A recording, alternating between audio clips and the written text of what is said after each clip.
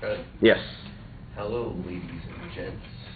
When I say the names, the Natural, the Spider, the Iceman, Rampage, what do you guys think of? Some of you guys might be thinking of WWF wrestlers, but that's not the case in this situation. All those names I mentioned, they're all mixed martial arts fighters that fight in the UFC today. Today, I'm going to give you a little information on the UFC, which the UFC stands for the Ultimate Fighting Championship. The information will range from just the octagon to some of what mixed martial arts is itself, some of the rules, and some ways to win in a fight.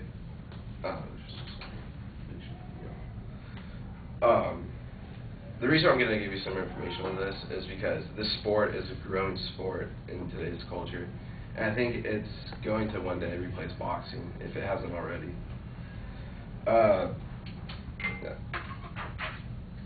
You might be asking yourself, what is mixed martial arts? It's pretty much what it sounds like. It's you take a bunch of different styles of fighting and you put them all together.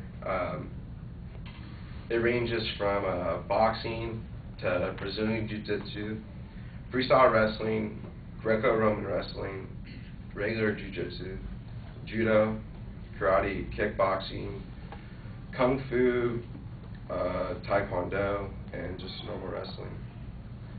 And just from an entertainment, from watching it, it's awesome. It's so much fun to watch. They fight with these little 6-ounce gloves, which they're a lot smaller than boxing gloves, so there's a lot more blood. And they all wear just normal wrestling shorts, or some of them wear spandex, and then they would have to wear a cup. Some rules: every fighter has to fight in a weight class. There's 5 different weight classes. There's lightweight, welterweight, middleweight, light heavyweight, and heavyweight. The lightweight's 145 to 155, and usually all the fighters go to the very most weight they can go to. So most of the lightweight fighters are 155. Welterweight fighters are 155 to 170. Middleweights are 170 to 185. Lightweights are 185 to 205, and lastly, heavyweights are 205 to 265. There are 3 different ways you can win in the UFC fight. You can get submission, technical knockout with stoppage with referee, and if it goes all rounds, you can go to the judges. Some of the submissions you can get, here's an example of one. This is Kimura. He's see how he's bending the guy's arm back right there. He's putting tension on the elbow, and if he doesn't tap, he'll break his elbow. Some other submissions: there's the guillotine, there's the triangle choke, there's a rear naked choke, there's an ankle lock, there's an arm bar, and then for technical knockout, a lot of the fights stand up, and the best ones to watch from those ones are the lightweights because they just brawl. The fights, the normal fights, they go, there's 3 rounds and they all go 5 minutes. But if there's a championship fight, there's 5 rounds and 5 minutes long. Each round, at the end of each round, there's a minute break where they get cleaned up. And the rules in the cage are pretty much standard. There's no headbutting, no eye gouging, no biting, hair pulling, no hitting in inappropriate regions. You may be asking yourself where they get all these fighters at. The UFC is unlike any sport. They get their fighters from all around. They have a lot of big NCAA wrestling champions. There's a lot of those, and then some of the bigger fighters Randy Couture. He wrestled in the Army, and he was actually an Olympic alternate and got into the sport, and he's one of the biggest names in the sport. Also, you have people coming from other sports Brock Lesnar coming from WWF, and he's going to be a force to be reckoned with in the heavyweight. They also get a good amount of people from the. They just came out with a TV show like a couple of years ago called The Ultimate Fighter, where they have 2 coaches and it was like 16 people, and they all duke it out, and the winner ends up winning a 6-figure contract. The USC's been really successful lately. They just bought out their European competitor, which is Pride Fighting, and they didn't ship, but they brought all the big names from Pride Fighting over to the UFC. So it's just raising the level of competition.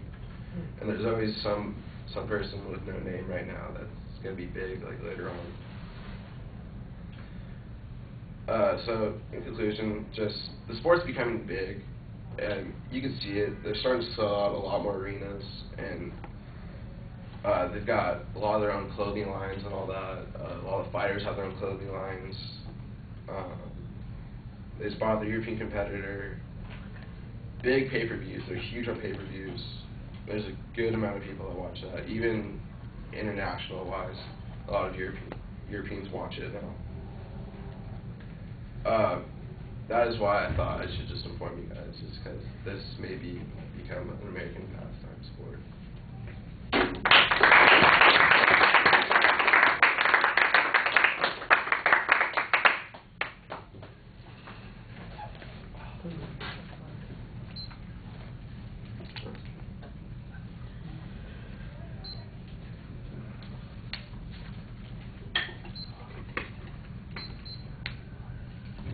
And when did they buy it? 5? Yeah, it happened like maybe a year ago. A year ago? I don't even know if it was that long ago. Yeah. But yeah, I remember watching it like for my week. yeah, it was a bit like I think one of the heavyweight champions is Pride Fighter. Yeah. It's pretty cool. Yeah, let's go with that. Yeah. All right, Garrett.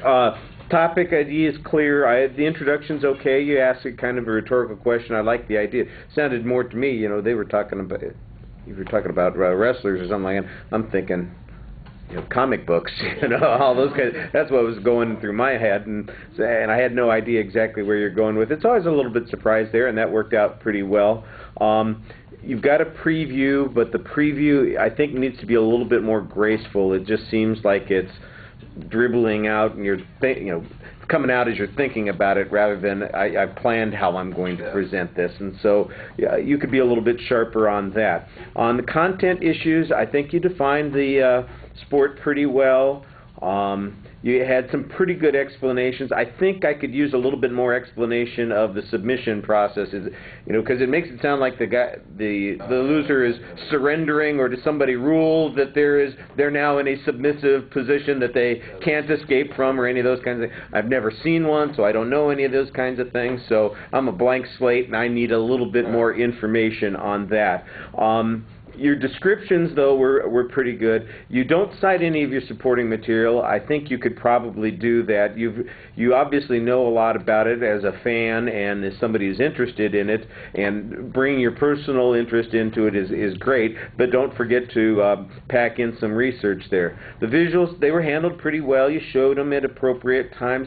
Sometimes a couple of them seemed to rush by a little bit. I don't know that they always add a lot to the speech, except maybe a quick interest or highlight sort of thing. You know, something you have that long list of the submission sorts of holds, or what would you call them, you know, positions or any of those kinds of things that people get put in. I thought maybe that would have been something that might have worked on you know, a bullet point list or something along those lines. Excuse me, I'm going to sneeze here. And Bless you.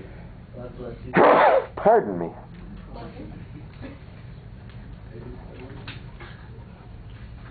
I'm trying to figure out if I got another one in there or not. All right, and yeah, I do. The presentation is, you're very natural when you're speaking, but again, excuse me.